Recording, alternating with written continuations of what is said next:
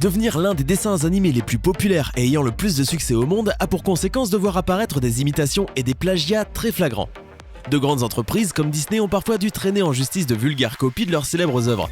Si vous voulez savoir lesquelles, mettez-vous à l'aise car aujourd'hui nous nous intéressons aux 10 copies les plus flagrantes des films d'animation.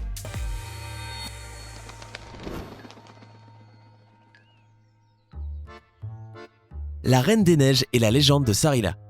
La Reine des Neiges est l'un des films de Disney ayant eu le plus de succès au cours de ces dernières années. C'est pourquoi il n'est pas étonnant que quelqu'un veuille exploiter ce succès afin de tenter d'en tirer profit.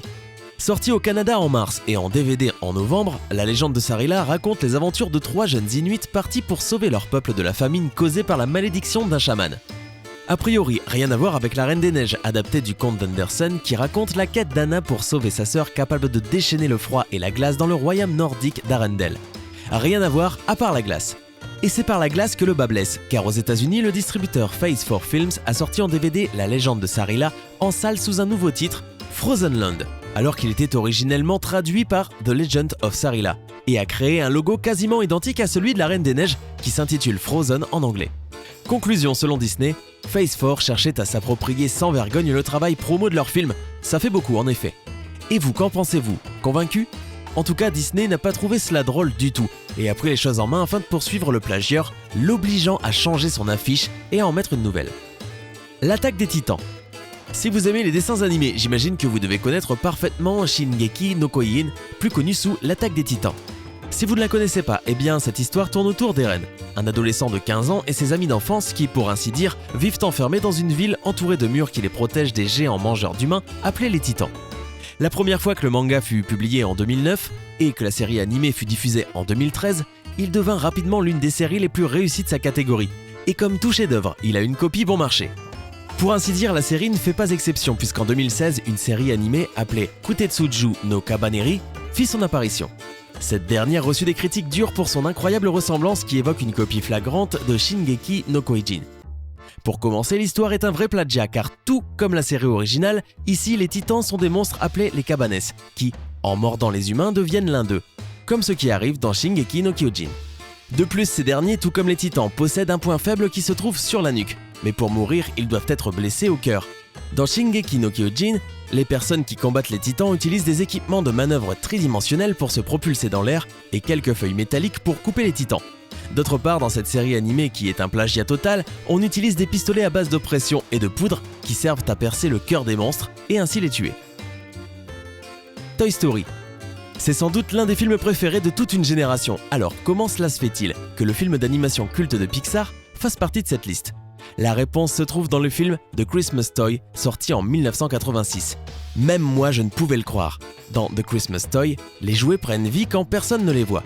Il y a aussi un jouet favori, le tigre, qui se sent menacé par une nouvelle poupée spatiale qui ne sait pas ce que c'est un jouet. Wow, difficile de s'attendre à cela.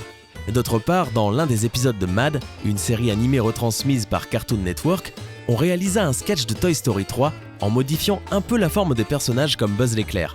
Le problème, c'est qu'on n'avait pas demandé d'autorisation pour utiliser l'image de l'astronaute. Disney a donc bien sûr demandé que l'on retire l'épisode de l'antenne, mais grâce à Internet, vous pouvez encore le retrouver. Le monde de Nemo et le poisson clown.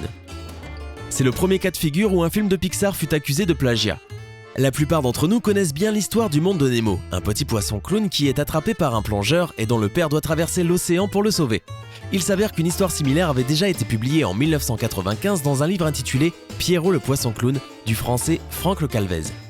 Dans ce texte, un petit poisson clown est séparé de sa mère après que son père ait été dévoré par une créature marine. Oui, personne n'a dit que c'était un livre pour enfants. Cela dit, Pierrot commence une aventure dans la mer où il fait la connaissance d'un tas d'amis.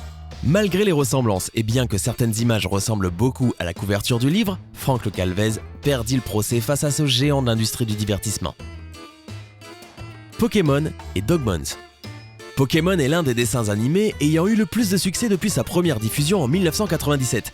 L'énorme succès que la série récolta au fil des années fit que beaucoup d'autres dessins animés s'en inspirèrent, comme par exemple Digimon, où il est aisé de remarquer une certaine influence dans certains aspects. Cependant, lorsque ces deux séries animées atteignirent le summum de la réussite, une série animée appelée Dogmons vit le jour au Brésil en 2002 et s'avéra être une copie tout à fait flagrante de Pokémon. Tout comme dans la série originale, il s'agit de 3 personnages nommés Alex, Nando et Chris qui équivaudraient à Ash, Brock et Misty et qui peuvent être transportés dans le monde des Dogments, soit comme dans les Pokémon. Il s'agit là de créatures ressemblant à des chiens ayant des pouvoirs spéciaux. Cette série animée ou pseudo-série animée si on peut l'appeler ainsi n'a compté heureusement que 3 épisodes en raison du faible budget et de son encore plus faible popularité. Elle fut annulée à la fin et on n'en entendit plus jamais parler. Monster Inc. C'est le 2e film de Pixar à figurer dans cette liste. Celui-ci a été copié sur un autre film qui n'est pas une animation, mais qui a une histoire très similaire. L'histoire originale dans ce cas serait celle de Little Monsters, sorti en 1989. Le film parle d'un petit garçon ayant trouvé un monstre bleu amusant nommé Maurice, qui vivait sous son lit. Ce dernier, comme celui de tous les enfants du monde, est relié à une dimension des monstres. Une chose très intéressante est que Sullivan ressemble beaucoup à Maurice, du moins au niveau de l'aspect. De plus, dans les 2 films, le petit garçon effectue un voyage au monde des monstres où il est kidnappé par un méchant, avant d'être finalement sauvé par le gentil. Pour couronner le tout, les 2 films ont une fin triste où les personnages doivent se dire adieu, car les enfants ne peuvent pas rester dans le monde des monstres. Alors, avec tout ce que vous avez entendu, dites-moi, qu'en pensez-vous? Laissez-moi un commentaire. Ratatouille. Oui, vous avez bien entendu, Ratatouille. Et si le film duquel il a été copié ne vous est pas familier, je vous donne un petit indice. Vous vous dites sans doute que c'est un drôle de rêve pour un rat. Mais j'ai toujours pensé qu'en travaillant dur et avec un peu de chance, tôt ou tard, mon talent serait enfin reconnu. Un rat! Attrapez-le! Attrapez-le! Vous vous rendez compte de ce qui se passerait si quelqu'un apprenait qu'il y a un rat dans notre cuisine? Allez, oust! Emmenez-le! Je crois que c'était assez évident, n'est-ce pas? Si vous ne comprenez pas de quoi je vous parle, je vous invite, une fois que vous aurez terminé la visualisation de cette vidéo, à regarder la première partie. Mais bon, revenons au sujet. Ratatouille raconte l'histoire d'une souris cuisinière qui possède l'un des restaurants pour rongeurs les plus populaires de Rio de Janeiro. Pour garder la qualité de ses repas, les rongeurs sont bien sûr très exigeants. Elle sort toutes les nuits pour voler des ingrédients dans les restaurants des êtres humains. Vous voyez ce qu'on montre aux enfants du Brésil? Je comprends maintenant pourquoi ce studio d'animation a fait faillite en peu de temps. Dragon Ball et Super Kid. De nos jours, il est impossible de trouver une personne qui ne connaît pas Goku et qui n'a pas entendu parler de Dragon Ball. Le chef-d'œuvre d'Akira Toriyama fut diffusé pour la première fois en 1986 et il est considéré comme l'une des œuvres contemporaines les plus influentes et les plus populaires. Il a inspiré d'autres séries animées comme Naruto, One Piece et Fairy Tail. Mais l'une des copies les plus flagrantes est sans aucun doute un film coréen appelé Super Kid. Ce dernier fut diffusé pour la première fois en 1994. Parmi les personnages se trouve Bulma, une reporter qui s'appelle là Unju, qui est en gros Bulma, sauf qu'on l'a rendu un peu stupide. Maintenant, jetez juste un coup d'œil au personnage principal appelé Gogdari, pour vous rendre compte que c'est pratiquement Goku avec un corps d'enfant, un visage de vieillard et en mode divinité rouge. Là, nous le voyons combattre un monstre qui tente de le manger. Mais le faux Goku possède un bâton sacré, un bâton doré. Et oui, il peut également grandir. De plus, il peut lancer le Kamehameha, entre autres pouvoirs qui n'ont rien à voir avec Dragon Ball. Ah oui, il peut aussi expulser du Ki, chakra, ou je ne sais pas comment on appelle ça ici. Bref, ce film est tellement médiocre qu'on y voit même apparaître le tapis volant d'Aladin.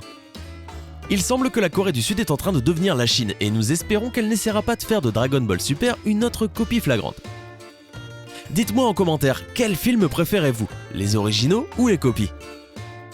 Hey, c'est tout pour aujourd'hui. Si vous avez aimé la vidéo, n'oubliez pas de la liker et de la partager avec vos amis. Et si vous êtes nouveau sur la chaîne, n'oubliez pas de vous abonner et d'activer la notification. Bye bye!